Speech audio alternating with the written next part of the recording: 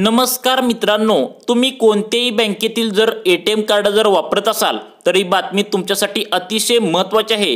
कारण आता एटीएम कार्डशी संबंधित 3 नियम आरबीआय म्हणजेच रिझर्व्ह बँक ऑफ इंडियाच्या माध्यमातून लागू करण्यात आले आहेत, जे सर्व बँकेतील एटीएम कार्ड धारकांची सुरक्षा वाढवण्याच्या आणि फसवणूक रोखण्याच्या उद्देशाने तयार करण्यात आले आहेत। यामध्ये अनेक खातेधारकांचे एटीएम कार्ड आता रद्द केले जाणार आहेत।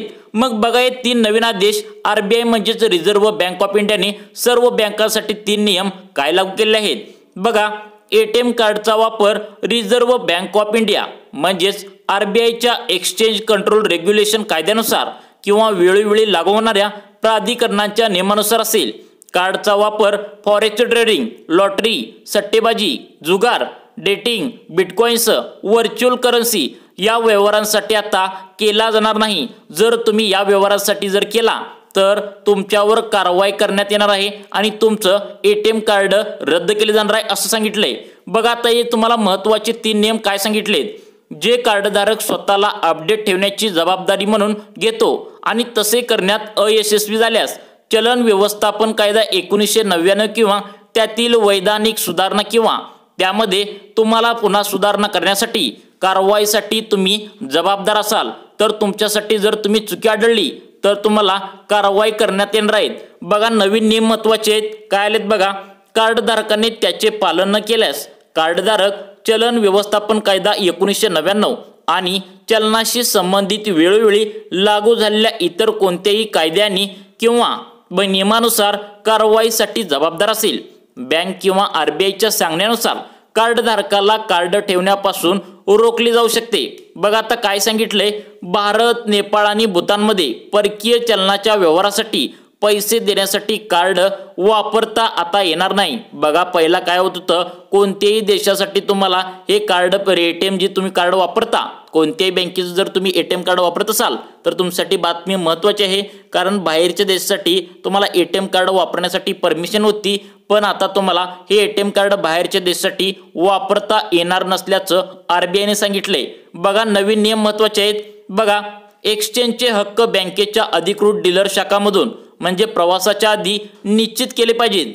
कार्डचा वापर तुम्ही रेमिटन्सवर परिणाम करण्यासाठी केला जाऊ शकत नाही, ज्यासाठी नियमानुसार एक्सचेंज जारी करण्याची परवानगी नाहीये आणि डेबिट कार्ड कालबाह्य झाल्यानंतर बँकेद्वारे स्वयंनूतनीकरण केले जाईल। म्हणजे तुमचे जे एटीएम कार्ड असतं ते ठराविक कालावधीनंतर तुमचं ते ठराविक कालानंतर एक्सचेंज करावं लागतं, तर ते बँकेद्वारे केले जाईल असं सुद्धा सांगितलंय। बघा, आता बँक तुमचे नूतनीकरण केलेले कार्ड पाठवेल आणि कार्डची मुदत संपण्यापूर्वी बँकेकडे नोंदवलेल्या पत्त्यावर कार्ड डिलिव्हरी करण्याचा प्रयत्न करेल। ग्राहकाने नवीन कार्ड सक्रिय केल्यावर जुने कार्ड निष्क्रिय केले जाईल। विद्यमान डेबिट कार्ड कालबाह्य झाल्यानंतर किंवा नवीन कार्ड जारी केल्याच्या 90 दिवसांच्या आत किंवा नवीन कार्ड वापरून प्रथम अयशस्वी तुमचा व्यवहार झाल्यावर बघा, मग काय सांगितले, तुमच्या एटीएम कार्ड म्हणजेच डेबिट कार्डची तुमची जर एक्सपायरी झाली तर बँकेत जाऊन जमा करायला सांगितले। 90 दिवसानंतर तुम्हाला नवीन डेबिट कार्ड म्हणजेच एटीएम कार्ड ते देतील असं सांगितले। बघा, नवीन नियम महत्त्वाचे। तुम्ही जर कोणत्याही बँकेत जर एटीएम कार्ड वापरत असाल तर तुमच्यासाठी जाणून घेणं महत्त्वाचं आहे। यापैकी जे आधी असेल ते हॉटलिस्ट केले जाईल। ग्राहक कोणत्याही वेळी शाखेत किंवा इतर बँकिंग प्लॅटफॉर्मला भेट देऊन किंवा तुमचं रिलेशनशिप मॅनेजरशी संपर्क साधून डेबिट कार्ड सेवांचा लाभ घेण्यापासून निवड रद्द करू शकतात। कार्डधारकांनी कार्ड एक्सपायर झाल्यावर ते अर्धे तिरपे कापून नष्ट करावे। बघा, तुम्हाला काय सांगितले, जर तुमचं कार्ड एक्सपायर झालं तर त्याला हाय असं ठेवायचं नाही, तर अर्धे तिरपे कापून त्याला नष्ट करावे सांगितले। एनआरओ कार्ड फक्त घरगुती वापरासाठी वैध आहेत। बघा, तुम्हाला काय सांगितले, महत्त्वाची बातमी आहे, तुमच्यासाठी महत्त्वाचा नियम आलाय। जर तुमचं जर कार्ड जर रद्द झालं म्हणजे जे काय असेल ते तुमचं रद्द झालं तर त्याला तिरप कापून नष्ट करावं सांगितले। बघा, कार्डधारकाने एटीएम डेबिट कार्ड सुरक्षित कस्टडीमध्ये ठेवावे आणि बँकेचे प्रतिनिधित्व करण्याचा दावा करणाऱ्या कोणालाही कार्ड न देण्याचे मान्य करावे। कार्डधारकाने कार्ड हरवले, चोरी झाल्याची तक्रार नोंदवण्यासाठी कार्ड चुकीच्या हातात पडल्यामुळे त्याच्या कोणत्याही गैरव्यवहारासाठी बँक जबाबदार राहणार नाही। कार्डच्या संदर्भात तुमच्या बँकेने दिलेल्या सर्व सुविधांसाठी आणि कार्डच्या वापरासाठी संबंधित सर्व शुल्कांसाठी कार्डधारक जबाबदार असेल असं सांगितले। बघा, नियम हे बदलले आहेत। तुम्ही जर एटीएम कार्ड वापरत असाल तर तुमच्यासाठी जाणून घेणं खूपच गरजेचं आहे। बघा, खात्याच्या तुमच्या स्थितीतील कोणताही बदल किंवा पत्त्यातील बदल किंवा KYC तपशील ताबडतोब बँकेला कळवले जाईल।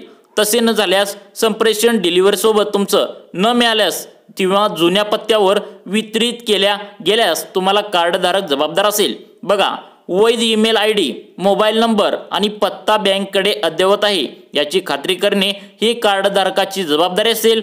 काही वेळा असे न केल्यास त्याला बँकेकडून कार्ड संबंधित सूचना प्राप्त होणार नाहीत। बघा, जर तुमचं कार्ड जर चुकीच्या मार्गाने तुम्ही कोणाच्या हातात दिला, जर तुमच्या कार्डावरून तुम्हाला जर ATM कार्ड वापरून कोणी जर तुमचे पैसे काढले तर त्यासाठी बँक जबाबदार नाही असं बघा। आता कार्डधारकाला स्टेटमेंटमध्ये दर्शवलेल्या कोणत्याही शुल्काबाबत काही वाद झाल्यास तुमच्या कार्डधारकाने स्टेटमेंट तारखेपासून 30 दिवसांच्या आत बँकेला तपशील सांगावा। असे न झाल्यास असे समजले जाईल की सर्व शुल्क स्वीकार्य आणि व्यवस्थित आहेत। जर कार्डधारकाच्या लक्षात आले की ATM व्यवहारांसाठी त्याच्या खात्यात चुकीची एंट्री डेबिट झाली आहे तर ते कार्डधारक ताबडतोब बँकेकडे समस्या मांडण्यास तुमचा सल्ला दिला जातो। बघा, बँक तपास करेल आणि त्याच्या निष्कर्षणासह कार्डधारकाकडे परत जाईल आणि बँकेचा निर्णय अंतिम असेल आणि कार्डधारकावर बंधनकारक असेल। कोणत्याही व्यवहारातील वादविवाद जे काय वाद झाला तर व्यवहाराच्या तारखेपासून 30 दिवसांच्या आत बँकेला लेखी कळवावे लागेल। बघा, जर कार्डधारकाला ATM मधून तुम्हाला काटलेल्या चलनी नोटा मिळाल्या तर कार्डधारकाने शाखेला भेट द्यावी आणि एक पत्र आणि ट्रान्झॅक्शन स्लिप सबमिट करून कार्डधारकाने येथे व्यवहार केल्याची पुष्टी करून त्या नोटा बदलून घ्याव्यात।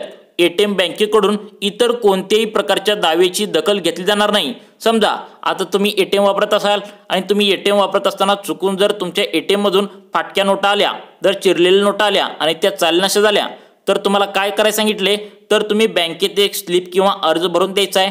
त्यानुसार तुम्ही बँकेत जाऊन त्या नोटा बदलून घेऊ शकता। जर तुमचे बँक खाते तुमच्या मोबाईल क्रमांकाशी अजिबात लिंक केले नसेल तर त्याचा थेट परिणाम तुमच्या ATM कार्डवर होणार आहे।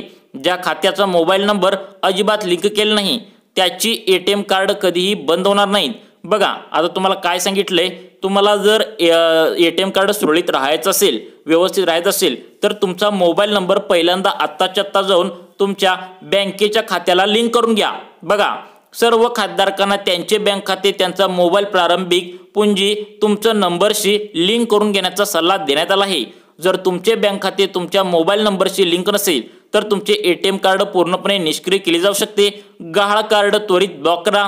तुमच्या खात्यातील रक्कम सुरक्षित राहावी म्हणून ATM कार्डसाठी हा महत्त्वाचा नियम RBIने जारी केला आहे।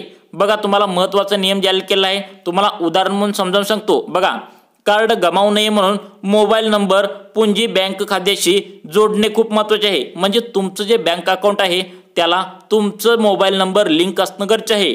कार्डाची माहिती अपडेट ठेवली पाहिजे। जर तुमच्या कार्डाची एक्सपायरी डेट जवळ आली असेल तर तुम्हाला त्याच वेळी त्याचे रिन्यू करावे लागेल आणि खाते वेळोवेळी तुमचं तपासून तुम्हाला घ्यावे लागेल। बघा, कोणतेही अनोळखी कॉल्स किंवा संशयास्पदपणे प्राप्त संदेशाबाबत सतर्क राहावे लागेल। म्हणजे कोणताही संदेशाला चुकीच्या प्रमाणे जर तुम्हाला सतर्क राहायला सांगितले, कार्ड हरवले तर ते लगेच ब्लॉक करावे लागेल। RBIच्या नवीन नियमानुसार सर्व ATM कार्डधारकांच्या सुरक्षेसाठी एक महत्त्वाचे पाऊल आहे। मोबाईल नंबर खात्याशी लिंक करणे, हरवलेले कार्ड वेळेत ब्लॉक करणे आणि खात्याची माहिती सतत अपडेट करणे आता खूप महत्त्वाचे झाले आहे।